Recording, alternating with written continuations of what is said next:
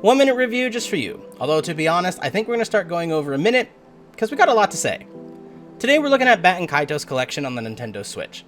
I played these games a long time ago on my GameCube when I was a teenager in the early 2000s, and I really enjoyed them. When I found out that they were coming to the Switch, I immediately pre-ordered a physical from PlayAsia. The game's combat sees you use a deck of cards with numbers wherein you have to string together combos such as pairs and straights. You also have to move fast. Although the game is turn-based, each turn only gives you a few seconds to determine your move before you run out of time.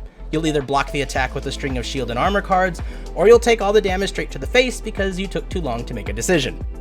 The card combos are great. Putting together two related cards could upgrade into a powerful attack, or in some cases, cards will have a time defect, such as underripe bananas, which will mature into ripe bananas and eventually rotten bananas as you use them over time during the game, changing how the card works.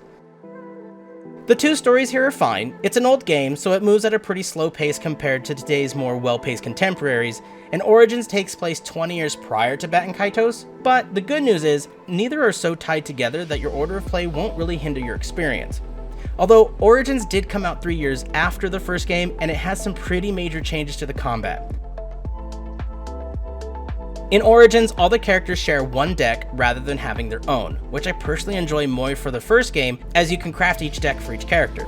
The graphics are a nice upgrade, and although there was some issues, I did find out that there's no frame capping, so it toggles between, I think it said 30 and 60, and as the animations and pixels are flashing on the screen, some chugging did occur. And it was kind of annoying, but to be honest, the game is still fun enough that I got through it. Speaking of the animations, some of the animations in this game are so goofy, it'll remind you of the old PS1 animations, and they are definitely a product of their time. But it is what it is.